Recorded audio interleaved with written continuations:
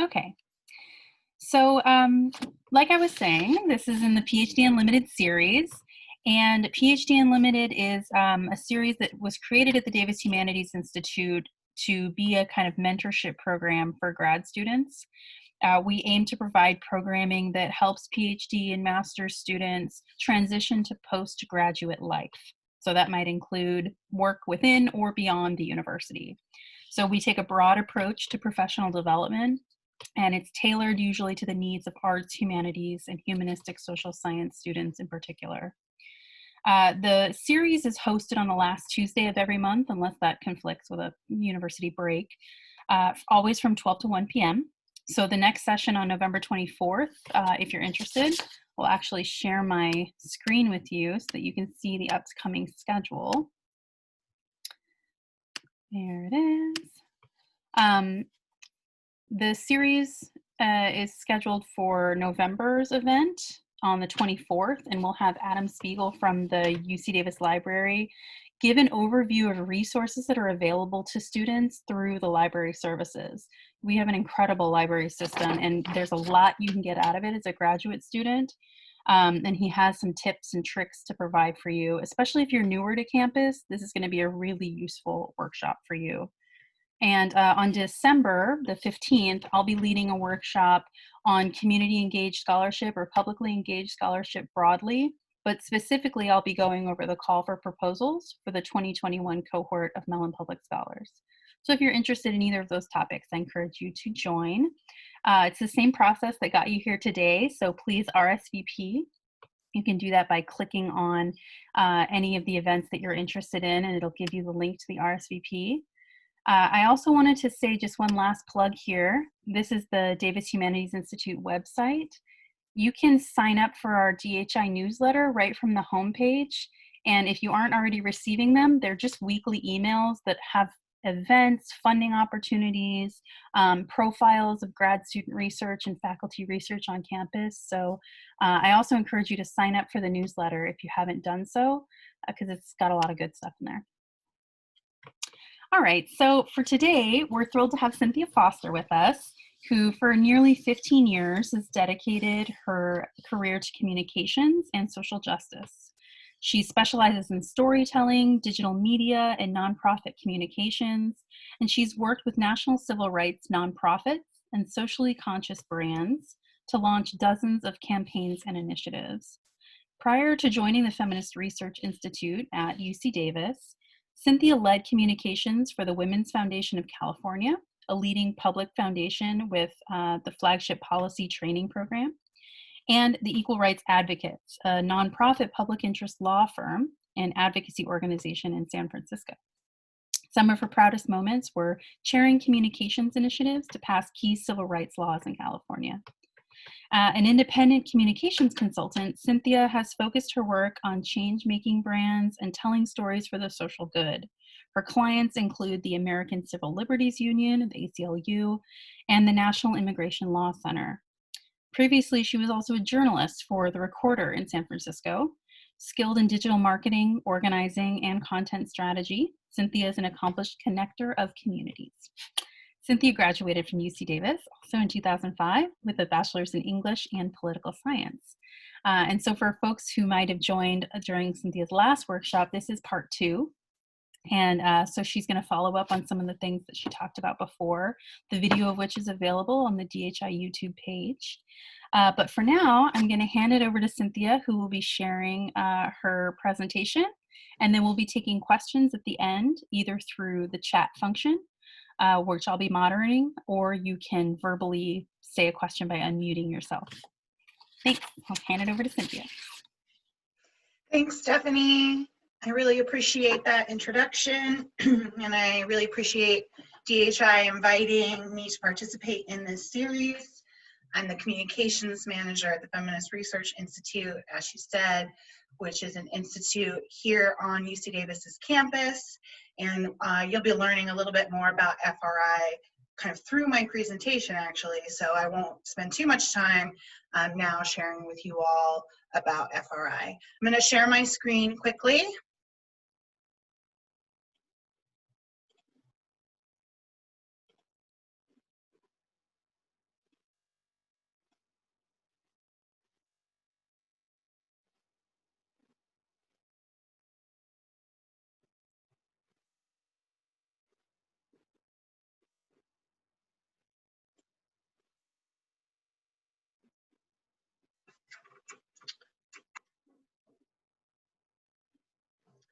So I've got pretty much the highlights that you might want to write down on this presentation in this PowerPoint. So, if you are a person who likes to take notes, I wouldn't worry too much about it because I'll give you access to this presentation as a PDF afterward. Just wanted to make that little administrative note. Also on administrative notes, we have 4 main sections that we'll be hitting today. My presentation is about a half hour long, hopefully, and we'll have time for Q&A afterward. But I also want to acknowledge that sometimes there, may be something that I assume that is not understood, or a clarification needed, or just a question that comes up that's, you want to ask right away. I encourage you to use the chat function or just unmute yourself and just stop me and ask away. It's pretty casual style I have here, even though I have found that Zoom can kind of feel a little bit more formal. I encourage you all to not worry about it too much. And oh, thank you so much. Also, just something to share, I may be a little late seeing some of your chats just because my university issue laptop screen is quite small, and sometimes I have a little bit window management problem. But don't worry, I will see it, so I won't miss your question or your comment. And thank you very much for the compliment. This is a template from a graphic design website that I really like called canva.com, canva.com. And it has great options for PowerPoints that are a little bit more lively, let's say, than some of the ones that you can find like in Microsoft PowerPoint. So I'll include that on this slide in the final PDF, so you all have a link to that as well. It's a great, yes, canva.com, great resource. And free, yes. So this is the first review point from last spring. What is a thought leader? I found this term to be a confusing one when I first started in communications. All I knew was that people kept telling me that in order to get anywhere with your message, with your work, in order to get any kind of success, that you needed to show that you were a thought leader. Well, in my case, I needed to show that my boss was a thought leader. And when I started digging into this, going to trainings, kind of figuring out what they meant, this is the definition of a thought leader that I settled on. Someone who uses what they know to achieve the outcomes that they want. Someone whose expertise has a mission or a vision. Whoops. So in line with that, there is an acronym. I like the term thought leader, and I like this acronym. Those are the only jargony things or corny things that I'm going to share with you today, I promise. The acronym I like is GAME, and it stands for goal, audience, message, execution. And this is a strategy, a 4-part strategy for developing your thought leadership, making your identity as an expert work for you. And because we're really focused in this presentation on digital, which is great given the times that we're in, I have kind of taken that step to just assume that when we talk about a thought leader, we're talking about a thought leader online, someone who's showing their expertise online. Someone who has a goal, an audience, a message, and someone who can execute on their strategy. So I won't bother to read the definitions here of each. I'm going to, assume that everyone can read it, and also that it's pretty straightforward. But the one thing I will say is I use the words goal, mission, and vision somewhat interchangeably throughout this presentation. To me, a goal is very similar to your mission. A goal and your vision. A goal is an idea that you have about a future that you'd like to reach that really uses your expertise and your knowledge and your skills to get there. An example of a goal, I'll use mine. My goal is to uplift historically ignored voices through digital communications. So my priorities are uplifting voices that have historically been ignored, a somewhat broad category that, you know, gives me access to a couple of different things to think about and comes from my history as a communications person working for civil rights organizations. And, you know, doing that through digital communications reflects my skills and expertise, my 15-year career working in communications online. So I have a mission and a vision that reflects the world I'd like to see, a world in which historically ignored voices are given the same market share, the same credence, the same attention, if not more attention than the voices that have historically been lifted up. So that is something that is forward-looking, a place I'd like to get to. So that really makes for a good goal. And that was really the crux of the presentation last spring, part one, is it's important to understand your goal and that your audience and your message and the tactics that you'll undertake to be a thought leader will really come from that goal. So there's a form, a worksheet. I love worksheets. If you don't love worksheets, don't worry. But all it really takes to understand what your goal might be is a little self-analysis. Like I just mentioned, you think about your skills, what you have done, what's important to you. Can you all see the form now? Yes, we can. Great, awesome, thank you for that. I'm like, how do I tell? Cool. So this form, let me see if I can make it a little bigger. There we go, perfect. This form is the one I use for everybody. So you'll notice for an academic or a researcher, a scholar to fill this out, it's a little odd because the form is not aware of the depth of your education and expertise, but that's okay. I think that's actually a good thing, especially if you are somebody who has a short-term goal in mind of getting published or getting a job or, you know, getting a lead like that. It's okay to think about how you might describe yourself to a broader audience, because both of those things will necessitate you having some comfort level with not taking your experience for granted and talking about it. So this form is super helpful for figuring out what your niche is. You know, you want to be a thought leader to be online. If you want to have a digital identity, there's an element of thought leadership that must go into that, because you have to publish something, or put something online to say who you are. And so this form will really help you figure out what you are trying to talk about, what the specific niche topic area is that you would like to get to.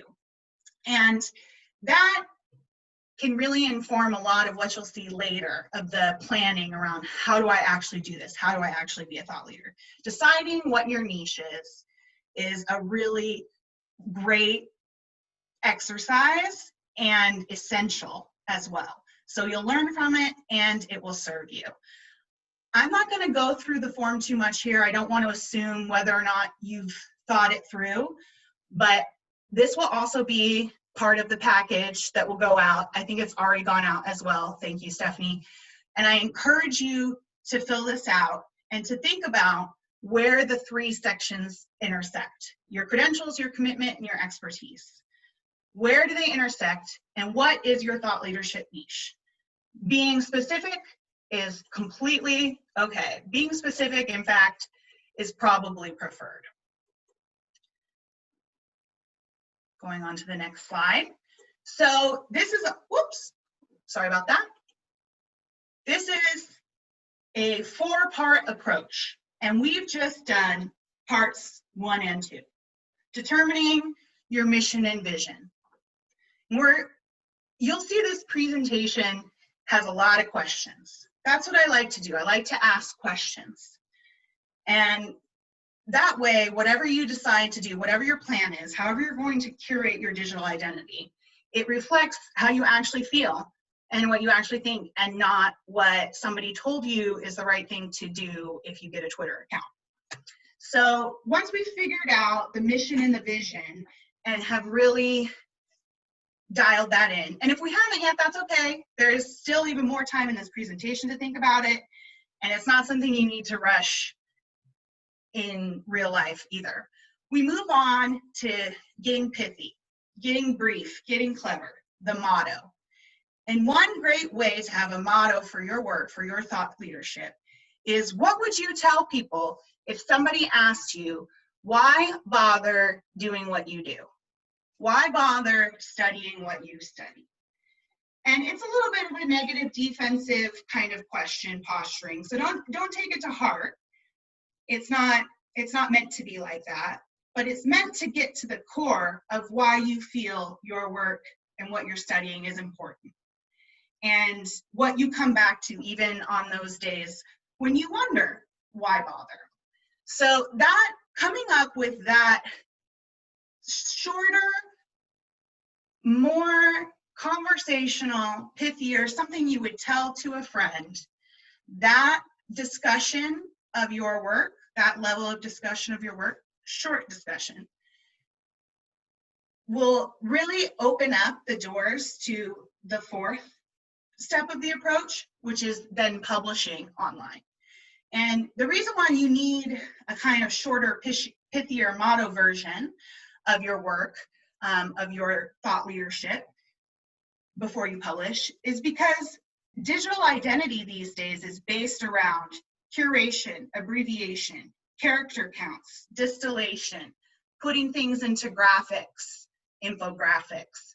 We're trying to get small because, for better or for worse, that's where we're at. We're trying to get small in order to lead people in, draw them in to engage with longer form content and our more in-depth discussion of our ideas. So posting online, sharing your digital identity online is one part, figuring out a pithy short version of your mission. And the next part, figuring out where you're going to take that once you have it. But let's take a step back. I mean, my heart rate just went up just talking about that, like assuming everybody has a mission and vision for their work. It took me a really long time to get mine. It's a big assumption to make. So to dial it back and to make it a little easier to think about the mission and vision, these are some key questions that you can take in addition to that thought leadership worksheet.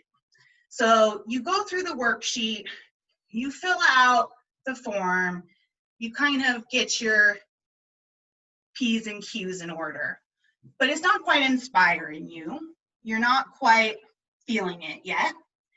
These are the three questions I would have you think about in relation to your thought leadership worksheet. What do you care about? Who cares about it with you? And what resources do you have? So in my case, I care about uplifting historically ignored voices. Don't be afraid to get nerdy, especially at the beginning. The nerdier and the more specific you are in your niche, the more likely you are to find an engaged audience. Because who cares about it with you? It's not about the numbers of people who care about it with you. It's just finding people who care about the thing that you care about too.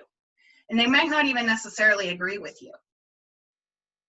But in order to share your vision, your thought leadership with them, in order to increase your influence and to have your digital identity be something meaningful that can get you places, that can open doors, you have to know who cares about what you care about. And you have to make their platforms your platforms. Additionally, you want to think about what resources you have. What skills or talents, be it graphic design, be it videography, be it building simple websites, be it writing, that you have that you can use to create that thought leadership content. that you can put out to the world on a platform that you choose. Accessing your skills and talents as well, of course, as your already existing networks that you have, followers you already have on social, friends you already have through school, peers, etc. All of those things can expand your influence. And here's the term influence, or influencer is probably the dirtier word at this point in time in 2020. But influence is a great word. And this, I feel, really sums up why. The more you can influence, the wider the reception of your work. So whatever you have as a short-term goal, be it to get a job, get published, break into an industry, shift your trajectory, your career trajectory into a new area. The wider of a reception that you can get to your ideas, the more you will be able to access those opportunities, or even have those opportunities find you.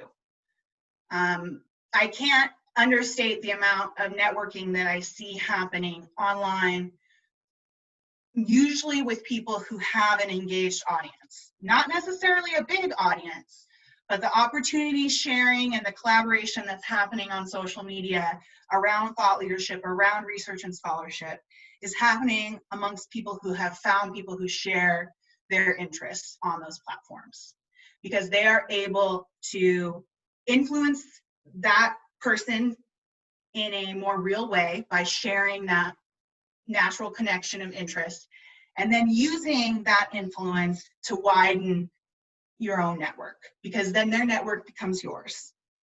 Kind of the magic of social media. So here's the second thing that I would have you take away as a practical suggestion. My takeaways are practical suggestions. And there are 4 platforms that I would like to recommend to you when thinking about, okay, so I've got my niche, I know what my mission is, I have my vision for what the world will look like, or what the community will look like, or what the industry will look like, or my area of research will look like. I have my vision of that. I'm ready to go. I want to create some content, share my vision. What platforms should I use to do that? So these are my 4 favorites here, in order from least favorite to most favorite, which isn't to say I don't like social media, but it is, I find, the least reliable of the 4. Social media is a great strategy to share, especially when you've got your motto. Motto goes straight on social media, so easy. You share articles that relate, you share images that relate, either ones you've found or ones you make yourself. Anything that you would text to a friend who also shares that interest can go up on a social media account. Social media is really meant to entertain and inspire. And of course, with some people's areas of research, that's a little more challenging, but there's always something to find. You dig in to the inspiration and entertainment in your area, and you post it on, I would recommend, as a great starting place, Twitter. Academic Twitter is pretty active in my experience. Second platform that I'd like to recommend is public speaking. Now, obviously, things are a little iffy right now, but I do recommend the Zoom webinar. Public speaking is a great way to deliver actionable information. You'll never have people more riled up than at the end of a public speaking moment. So if there's something that you would like people to do, be it support you in a job search, be it write a review of something that you've written, if you would like to make a request or an ask of someone after you've given them a little bit of a pitch, that's public speaking. And a great place to try that now, even if you don't have anybody to Zoom with who you want something from. I've been on several Zooms recently with friends who have been wanting to share their work that they've been doing during quarantine on their pet projects with other friends who they know would be interested. 4 or 5 people, you get a chance to talk about what you've been working on in isolation, and you get to practice public speaking on Zoom. Highly recommend. Third platform is creating a website. Website is an awesome repository, a time capsule, a historical encapsulation of the work you do. If you make it and you publish it online, it should also go on your website. You can get widgets on your website that will show your Twitter feed if you're also doing that. If you create art or images or do a recorded podcast, that can go on your website. Things you create can go on a website, live there so that somebody can access the total context of your work. And that's what websites are really good at, providing context. A platform to try that I highly recommend for building your own website in a pretty easy fashion is Wix, W-I-X. The last platform, my favorite, the newsletter. Why is it my favorite?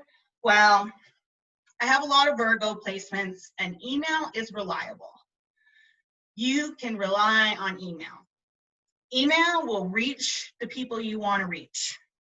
So if you've produced some content that you would like people to see, if you've written an article, or if you've made a cool art piece, or you did an interview, or you did a Zoom webinar that went really well actually, and maybe more people would like to watch it, send it in an email. And if you find yourself sending those items more regularly, try a newsletter. The newsletter is the single biggest direct to writer revenue generator right now. I learned that in an article the other day. So for public intellectuals, writers, scholars, all the folks who are trying to figure out how to make a living within publishing without getting book deals, selling directly, they're writing directly to consumers is the biggest rising way to do that. And one of the methods for getting payment from a reader for content is by starting a newsletter.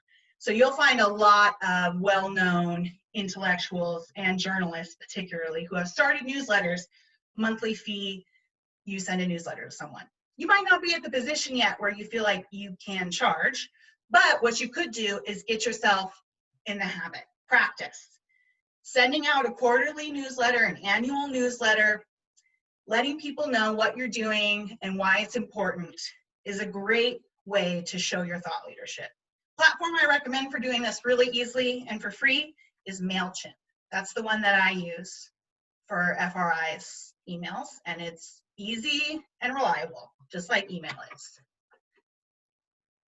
And that's funny that I use this word easy. I know I made it sound easy. It's like, I have a quick question. oh yeah, absolutely. How do you get newsletter subscribers if you're kind of like at the beginning of your thought leadership journey? Because Absolutely. I'm like finishing grad school and I'm like, I know some stuff, but I would rather listen to other people still. Totally get it. I am still at that position also. And I think the place to start feels a little funny, but the place to start is friends and family. And to add them, then go, once you feel like, oh, I have 5 people on my email list. I know more people than I thought. Then you think about peers. You think about people who wouldn't mind getting a little note from you that came from a service, a marketing email. And that's folks who like you, who interact with you, folks who you've had good experiences with. I wouldn't put your entire class on there, your entire cohort on there. So, folks might be annoyed to get an email from you that they don't expect. But if you're in relation with folks that you think would be open to getting an email from you, it's probably okay to just go ahead and add them to that list, or you could always ask them. So by then you'll probably, have doubled, if not tripled, your amount from just your friends and family once you move on to peers.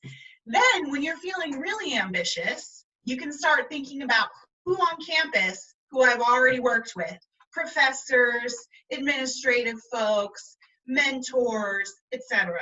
Who on campus have I already worked with, who I have a good rapport with? Another situation where you use your judgment of, should I just add them or should I ask and let them know I'm starting a newsletter? But most of the time I find people that you have a rapport with don't mind just being added. And if they don't want it, they'll just take themselves off via unsubscribe. So it's a perfectly fine thing, I think, to add folks and kind of go from there, with good judgment and within reason. And once you've reached your campus community level, again, you'll probably have added another 5 to 10 people on from there. So hopefully you've got a good chunk. And that really, the point of that is to make you feel like you're doing something by sending out the email. It's not so much the number that counts, is that you actually feel like you are sending something to somebody, as opposed to just kind of sending an email off to 2 people and you didn't put much thought into who those 2 people were. I think really sitting down and adding some people, curating your own list is a great idea. And then as you go forward, you can have a little form through MailChimp where people can sign up. So you could use it as your link in your bio on your social media, put it in your footer on your emails, down in your signature. You could put it strategic places to let people know that you have it, put it on your website. And you'll see organically people will start joining. And then of course, when you're out doing public speaking, or if you write something, you can let people know, I have a newsletter. And then they say, depending on your topic and your audience, you can start thinking about monetizing it fairly shortly after that. If you are putting forward quality content that is taking you time to develop, and you have an interested audience who might pay a nominal monthly fee to get it, you can start thinking about that, within the first year that you're doing it, if you have, some success. But in the first year of an effort like that, this actually relates really well to this slide right here. So you commit to the goal of, okay, I'm going to start a newsletter. I'm going to send out 3 emails about my work this year. That's my short-term goal. You do that, and then you watch. Observe the reception to your content, or observe if you never actually get around to sending it, which may happen. Observe that, just notice it, don't judge it, just notice it, and think about what the barriers to entry are for you. And then work on those barriers. If you're feeling shy, great thing to talk to friends and therapists about. If you're feeling like you don't have any work to talk about, great thing to talk to your mentor about and say, help me think this through and reframe this. And as you are watching and observing, and if you have gotten content out, you're observing the reception, be open. Be open to doing more of what is well received, what people tell you they like, what gets good engagement on social media, and less of what doesn't. And doing that again without judgment. Just kind of letting that be what it is. And then remembering to evaluate. Stopping and saying, these insights that I've learned from watching, these goals that I've met from planning, how can I adjust going forward to be even more successful, taking those into account? And I think if you spend a year doing that with, a personal newsletter as an example, at the end of the year, you're going to have a lot of insights about whether or not this is a good strategy for you, the newsletter, whether or not your thought leadership niche is working for you, or if it needs to be tweaked, whether or not you need to do more work to expand your network if you still only have 10 people on your email list at the end of the year. These things will come out as insights when you're in that remembering or reflecting phase. There are 2 additional points that it's like what I wanted to fit but didn't fit. Classic communication strategy here. If you feel like you have some content that doesn't work in the cute, tidy list, just start a new page, start a new thing. It's related, but it's okay. So this ties in. These are sort of warnings or encouragements that I'd like to give you. Oh, did someone chat? Yep. So just a question about Patreon or Patreon. Patreon, yes, yeah, absolutely. Similar model where people pay a monthly fee for access to a basically what amounts to a private social media account where you can publish content. So it was started as kind of an alternative to YouTube because folks were having difficulty making money off of YouTube ad revenue and wanted a subscription model. YouTube didn't really want to do that, so Patreon started. Similar to a newsletter. you know, in that it would be a monthly subscription fee, and there would be a sort of expectation that you would put out content through that month subscription. So pitfalls of what could happen while you're engaging in these efforts, while you're on your platform. An echo chamber. Echo chamber is probably a term that is familiar to folks, but just in case it's not, it's what happens when a bunch of people gather around together, figuratively, and one person says something and it echoes and bounces off the next person until everybody's saying the same thing. And it's only because one person started saying it. Real good news if you're the one person who started saying it, pretty bad news if you're everybody else, if you're trying to be a thought leader. So a good thing to remember to avoid that is to try to balance your reposting of ideas and content with posting original content of your own that sticks to your mission and to your messages. And this is a particularly prevalent, I would say, on Twitter, which is kind of a massive series of echo chambers. But there are opportunities to avoid that trap. And first and foremost, it comes from understanding your mission and your motto. And another pitfall is that increasingly, folks have an expectation that you will publish online, that you will have a social media presence, or that you will have an audience. A lot of publishers these days won't give people book deals unless they have an already established audience. People have a hard time getting public speaking gigs unless they already have an audience, unless they can prove that people find their work interesting. This is alarming and horrifying and, you know, hashtag elite capitalism, but it's also okay. It's not right, but it's okay. That's Whitney Houston, I think. And the reason why it's okay is that you can turn this around and use it to your advantage. You can know this truth about the world, that prospective employers, publishers, and partners are increasingly expecting you to have an online presence. You can understand that and flip it around by having an online presence where you lead with your own thoughts rather than responding to the echo chamber or becoming a part of the echo chamber, where you are the most important thing to the content that you're sharing, where you're at the center. Oops. And this is the last slide before we'll open it up for questions. And I went a little over time, but sorry about that. So I won't go into too far into depth about, you know, reading all these things to you, which I've been trying to avoid doing anyways.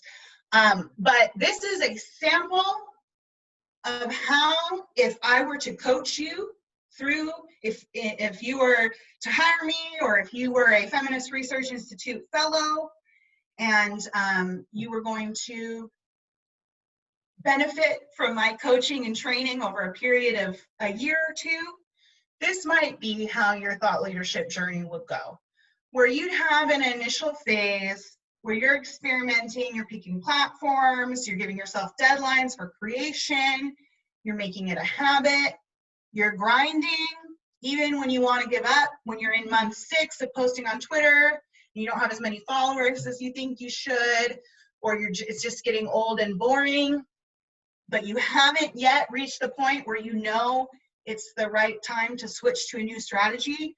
You gotta grind on, keep going with your old strategy. And then once you get to the say no and responsibility sections, you're basically, in my opinion, I would give you the stamp of thought leader, because saying no and taking responsibility are two things that only thought leaders do. In my experience, these are unique attributes to thought leaders. People who won't post things or won't take opportunities that don't relate to their mission. People who are very clear, and you can see from their feed that they only post about one kind of thing. And they vary it up, you know, with some behind the scenes personal anecdotes, maybe sometimes. But as far as substantively about their work and their research, their scholarship, they're posting about one thing only. And you can tell they're taking responsibility for what their audience does with the information that they're giving them. They're proposing, you know, things that the audience could do to take action.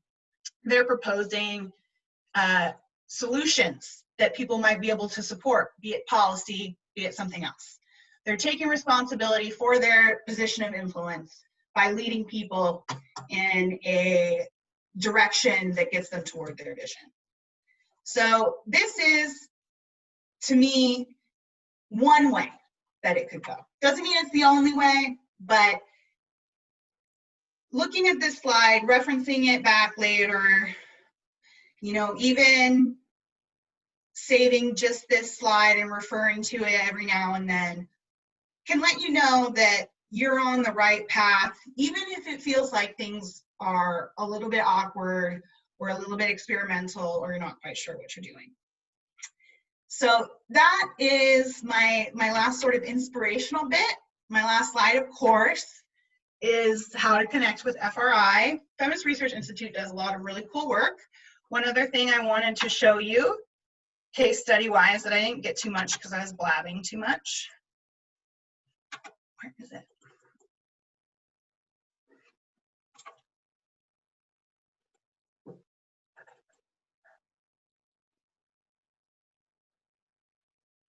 Well, anyway, there's a great, I'm not sure what's going on with my screen share, but it's okay, we don't have time anyway. There's a great example of a mission and vision on the About page of FRI's website. So you are encouraged and welcome to go on there, check that out. You're also encouraged and welcome to check out our Twitter account for some examples of how we're trying to do thought leadership online. And if you have any questions, you want to chat, you want to thank you, Stephanie should have done that, posted it in the chat. If you would like to chat with me or any of my team members, I have 3 great team members who are working on some really interesting projects related to social justice. Feel free to shout us out at the email. And I think other than that, I'm done and open for questions and would be excited to hear from anybody who has any follow-up questions on this. Thank you, Cynthia. That was wonderful. Yeah, if folks have questions, you can type them into the chat and I can read them out loud, or you please feel free to unmute yourself. I'm actually going to stop our recording now. So that way, if you have, I'll just actually do that first before I keep talking.